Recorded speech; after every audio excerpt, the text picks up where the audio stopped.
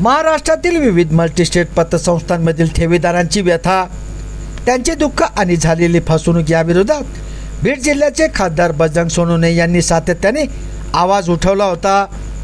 बीडपासून दिल्लीपर्यंत ठेवीदारांच्या न्यायासाठी लढा दिल्यानंतर अखेर या लढ्याला यश आले आहे।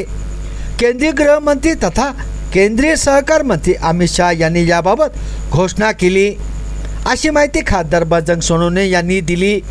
यात ज्ञानराधा, जिजाऊ, शुभ कल्याण, जिजामाता आणि राजस्थानी या बहुराज्यीय पतसंस्था विघटित करून लिक्विडेटर मार्फत ठेवीदारांना परतफेड केली जाणार आहे। दीर्घकाळापासून आपल्या पैशासाठी झगडणाऱ्या ठेवीदारांना हा निर्णय मोठा दिलासा देणारा ठरणार आहे। हे पाऊल ठेवीदारांच्या न्यायासाठी ऐतिहासिक ठरणार असल्याचे खासदार बजरंग सोनवणे यांनी सांगितले।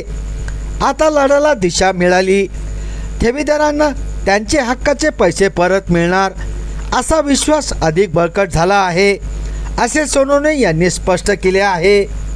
ज्ञानराधासह बीड जिल्ह्यातील विविध मल्टीस्टेट पतसंस्थांमध्ये झालेल्या गैरव्यवहारामुळे गोरगरीब जनतेचे कष्टाचे पैसे अडकले आहेत। याबाबत सातत्यपूर्ण पाठपुरावा करत हा विषय सभागृहात मांडला।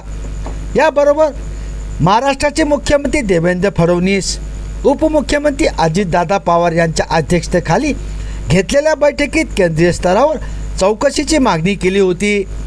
लोकसभेत केंद्रीय गृहमंत्री तथा केंद्रीय सहकार मंत्री अमित शहा यांनी याबाबत मोठी घोषणा करत पतसंस्था विघटित करून लिक्विडेटर मार्फत ठेवीदारांना परतफेड करणार येणार असल्याची ग्वाही खासदार बजरंग सोनवणे यांनी दिली।